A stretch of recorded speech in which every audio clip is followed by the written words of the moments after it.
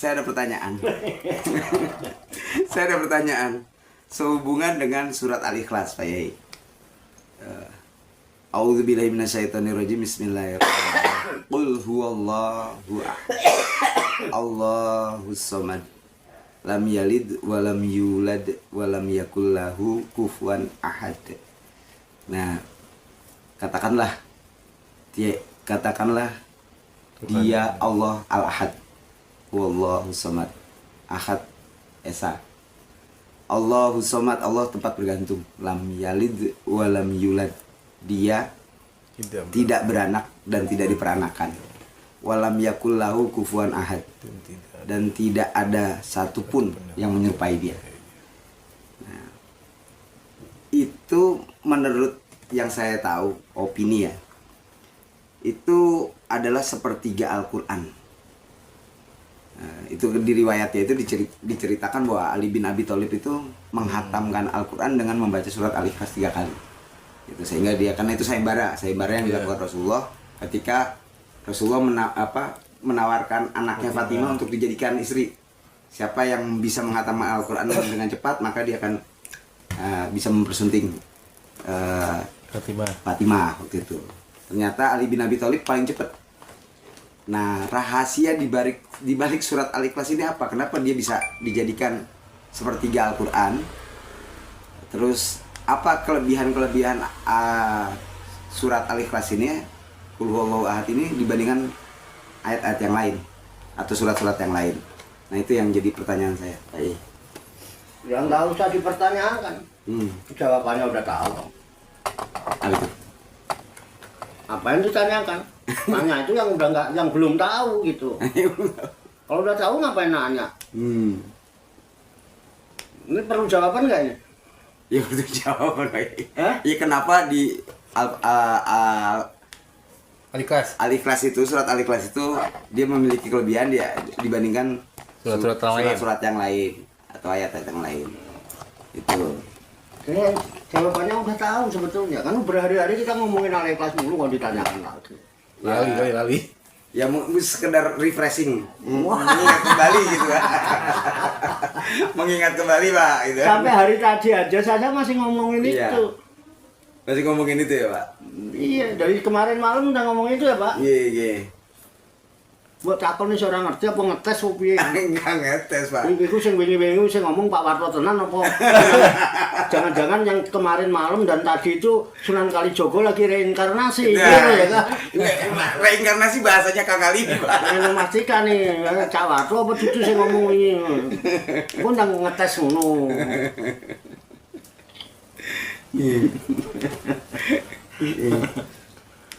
Ya, saya bukan menjawab, hanya saya mencoba memahami ya, mendalami apa yang ada dalam Al-Quran 30 juz itu. Walaupun saya baru sekali ya, saya khatam Quran baru sekali, Pak. 37 tahun itu baru khatam sekali.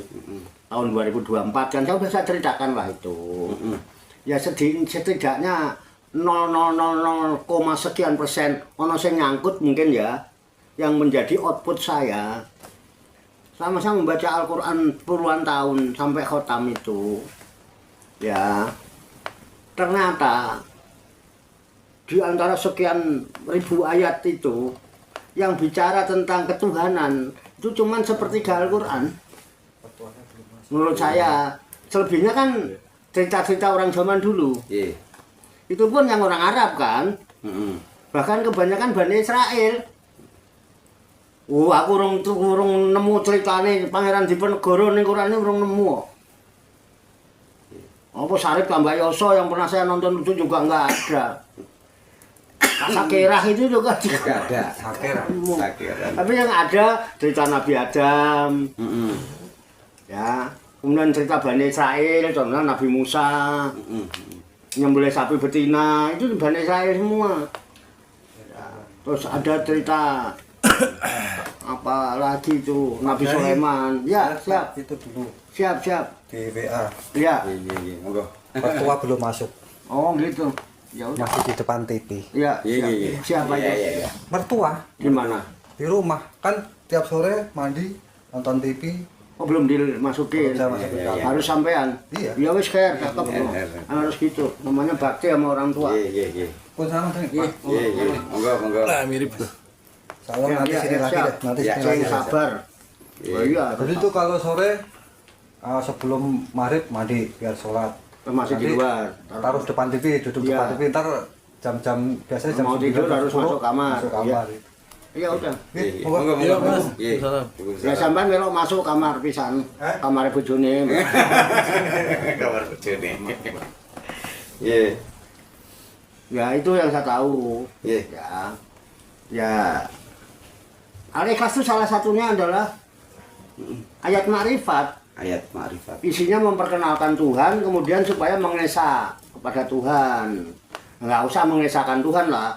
Kan kita nggak usah desakan nama kita udah Maha Esa kan. Kita mengesah sama Tuhan. Itu.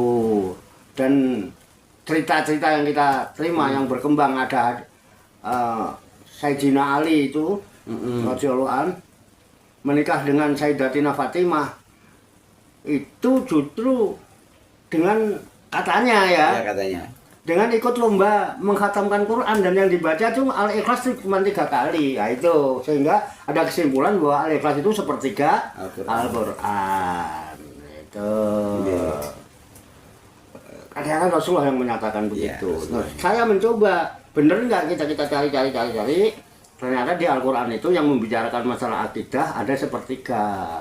Selebihnya ada syariat, ada akhlak. Sehingga syariat dan akhlak itu diceritakan tentang kehidupan orang-orang zaman dulu di kehidupan di Arab sana. Iya. Kan nggak menceritakan Jawa itu, Iya. nggak menceritakan Indonesia, nggak menceritakan Malaysia. Jadi Arab semua yang saya baca di Quran itu.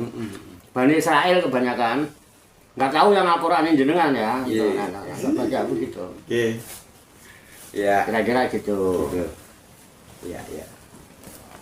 Hikmahnya mengesahkan Tuhan. Hikmahnya Mengenal Tuhan dan mengesahkan Tuhan. Iya, hikmahnya Mengesah itu kepada Tuhan. mengesah kepada Tuhan.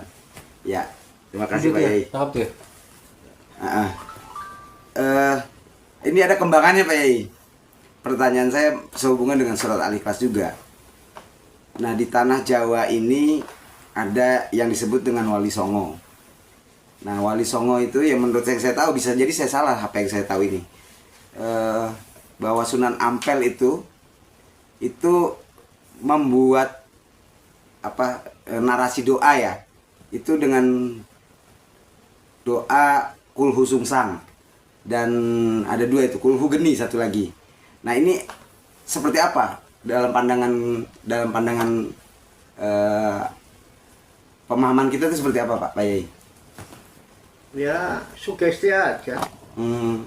Itu kalau di Jawa kan namanya mantra. Oh, mantra. Ya mantra namanya Kulhu Sungsang, ada mantra namanya Kulhu Geni, ada mantra Lembu Sengkilan, ada mantra ya. Itu untuk mensugesti diri supaya diri itu jadi merasa kuat, ada kekuatan, ada energi positif, supaya ada bangkit. Yang tadinya ngelugro dengan merasa membaca mantra yang dia pahami, bangkit semangatnya. Sebenarnya hanya untuk itu, Begitu bukan ya? karena mantranya, bukan. Ya. Kebangkitan jiwanya itu. Kebangkitan jiwanya. Tuh, ya bangkit itu berdiri, tegak itu kiam. Ya. Nah, kira gitu. Iya. Ya, terima kasih Pak Yai atas jawabannya. Ya, saya bisa pahami bahwa memang apa yang diajarkan Sunan Ampel kepada Sunan Kalijogo, karena itu literatur yang saya tahu ya, bahwa Kulhu Sungsang dan Kulhu Geni itu adalah mantra atau doa ya, untuk membangkitkan sugesti kita. Dari situlah hadir energi gitu kan, energi yang positif tentunya. Nah, ya terima kasih Pak Yai, saya bisa pahami itu. Ya. Teman-teman gimana? Ada yang mau bertanya lagi? Kalau menanggapi itu yang Wali Jogo itu yang penting itu yakin dan tahu artinya. Yakin dan tahu artinya. Itu insya Allah terkabul. Insya Allah terkabul. Kalau kita buka di Sunan Kalijogo itu Iya. yakin dan tahu maknanya. Makanya di orang Jawa dulu kan nggak bisa bahasa Arab, makanya dijawakan kayak Wayu kalau sebo, Kidung Remo Saking Wengi. Itu kan Ya tahu lah itu sebenarnya mangkat dari kitab Al-Quran juga ujung-ujungnya. Ya menjadi sugesti kan. Iya, Sugesti. Bahan septok Septok. untuk berbicara terhadap Iya. Ya. Ya, terima kasih Mbak Nur atas tanggapannya. Ya, bisa saya pahami. Ya, intinya itu adalah doa itu adalah yang apa yang kita pahami sehingga bisa menghadirkan sugesti. Ya. Nah, sugesti itu menghadirkan keyakinan kita. Keyakinan, kita tahu maksud kita doa itu Ya. apa. Kalau kita bahasa Arab kita nggak ngerti, Ya. bingung juga. Sepakat. Iya. Iya, seperti itu. Pak Tarso, hasil ini? Monggo. Setuju sama Pak ya. Masalah karena itu Pak Sunan Ampel. Ya, Sunan Wali Ampel. Songo kan sambil dawanya disambi itu Pak Tarso. Iya. Wes, Iya, Pak Mbak Tarso. Nur. Nggih. Monggo. di Jawa, dawanya kan di Jawa. Tapi saya yang pernah tahu mantra-mantra itu baik Jawa itu intinya di akhir itu pasti ada la ilaha illallah. Iya. Itu yang saya pernah Jawa Iya, lah, iya. mantra-mantra Jawa dulu. Dulu ya. Tapi akhirnya itu la ilaha illallah. Iya. Pasti. Itulah dakwah Wali Songo. Heeh. Dia pakai bahasa Jawa tapi dia mengajarkan ketauhidan di akhirnya. Iya. Iya. Bukan di awal. Bukan di Nah, awal. itu termasuk metode dakwah Wali Songo, mentauhidkan Allah. Coba saya mencari mantra-mantra Jawa, pasti akhirnya Iya. la ilaha illallah, ketauhidan lagi. Oke. Ya, sepakat. Oke. Jadi gimana? Monggo. Kayaknya cukup. Cukup? Santai saya. Ini enggak ada pertanyaan lagi. Enggak. Ada monggo silakan Pak Tarso. Mumpung ada wali-wali Songo kok saya tahu. Wali Songo. Ya, monggo silakan. Ini Ada Wali Songo ini. Menarik ada wali Songo nih Pak Kiai. Ini yang mau saya tanyakan yang waktu ngaji kemarin malam itu bedah buku itu Pak Kiai. Ada informasi bahwa segala amal perbuatan itu kan tergantung niatnya. Nggih. Terus kemarin diceritakan itu Wali Songo kemarin apa ya? Sunan Kalijogo. Nggih. Itu awalnya kan dia beruntak lihat masyarakatnya yang miskin tuh akhirnya dia kan jadi apa namanya maling celuring dia. Nah itu kalau niatnya itu sebetulnya baik, caranya salah, itu hukumnya gimana Pak Kiai? Ada juga. Artinya gini, soalnya ada ayat yang menyatakan bahwa kalau pengen dagang dengan Allah itu nggak akan rugi. Artinya kan sisi baiknya kan lebih banyak daripada sisi buruknya Pak Kiai. Taruhlah kita maling satu orang, kita dosa ke orang lain, dibagikan misalnya 100 orang. Itu kalau dihitung-hitung orang dagang, itu ibaratnya saya maling ke tempat orang kaya nih dosa 100. Terus saya kasih orang lain, ya kan dapat amal-amal gitu. Kalau hitungannya sama ayat yang mengatakan kalau kita pengen berdagang dengan Allah, misalnya nggak akan rugi. Mohon penjelasan kayak gitu. Ya, walaupun memang niatnya salah, niatnya bener, caranya salah. Pengen penjelasan. Disusulkan dulu apa gimana? Kalau Ya atau digustikan dulu kan baru. Ayo Pak, halo Pak. Kan ngajinya bareng-bareng. Ya kalau ini hubungannya ini gini teman-teman, memang niatnya kita baik niat, kan segala sesuatu kan tergantung niat. Cuman caranya yang salah. Artinya gini, dia maling satu orang, taruhlah dosa 100. Tapi yang saya maling itu saya berikan orang yang belum membutuhkan miskin. Kan ada sisi baik, walaupun awalnya jahat. Ya. Menurut pendapat jenengan kalau dihubungkan dengan ayat kalau ingin berdagang dengan Allah nggak akan ruginya. Ya, karena itu kira ada untung. Karena bukan pada tempatnya. Niatnya baik, tapi kalau tempatnya baik itu baru benar. Niatnya baik, tapi kalau tempatnya salah ya jadi salah juga. Tergantung tempatnya kalau pendapat saya. Oh, Ya, Pak Karim. Oh, saya itu kan masalah apa? paling celuring. Amal celuring. Paling celuring. Itu kan Niat harus baik, niat baik. Niatnya baik. caranya salah. Caranya Iya, salah. kan tempatnya. Itu harus ditimbang. Mizan namanya. Nah, ya ini menarik ini. Ini ada pendapat. Dunia ini harus ditimbang. Niat tetap dapat baik, cara salah tetap dapat. Hukmat. Situ umpamanya nyuri air buat sholatnya sah nggak? Sholatnya sah Suratnya Sholatnya sah nggak? Syarat rukun sah itu Tanya hukum nih, masalah hukum masalahnya. Oh, enggak sah. Oh, enggak sah. Enggak sah. Awalnya emang dari awal udah enggak salah. Syarat batalnya sholat tahu nggak? Kaleman. Iya. Nggak ada ya. Ngaji fikih. Waalaikumsalam warahmatullahi wabarakatuh. Nah, kaleman. Ya, nanti yang jontor pikir hafal pikir. Kalau kamar sebelah.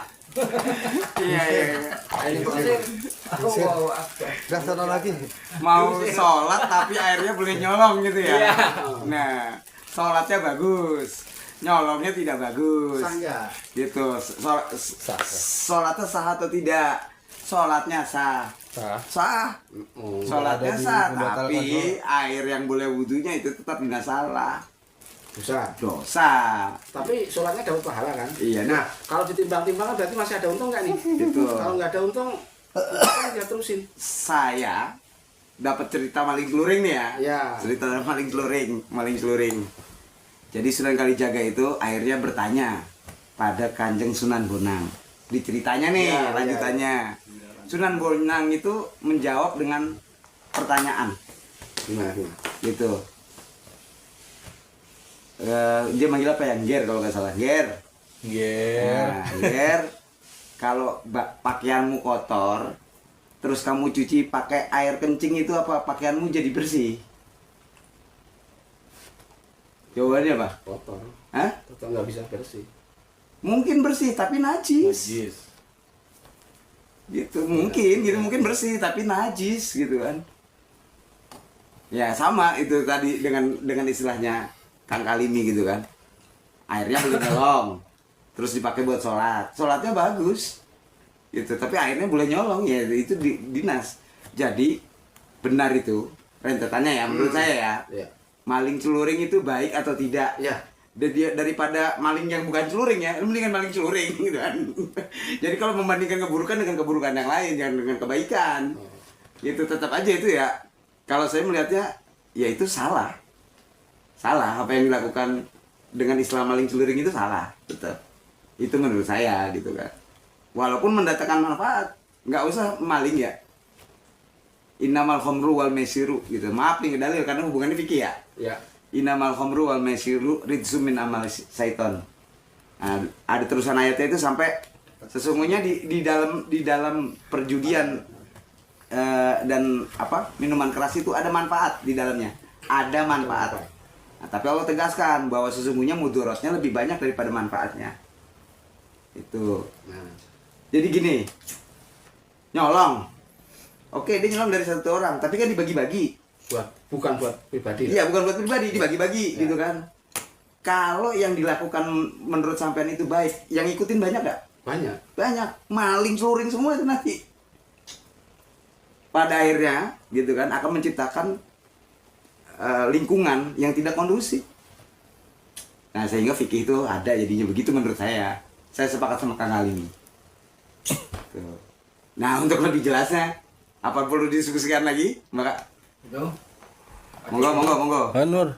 Udah kan udah tak jawab kan. Apa tadi lupa? Lupa ya udah. Apaan Wan? Apaan? Itu pertanyaannya Pak Tarso. Iya, apa tadi jawabannya? Pak Tarso. Iya. Jawabannya? Sama. Intinya nggak setuju. Udah dijawab. Udah ya. Lu nggak setuju. Entar dulu. Ntar dulu.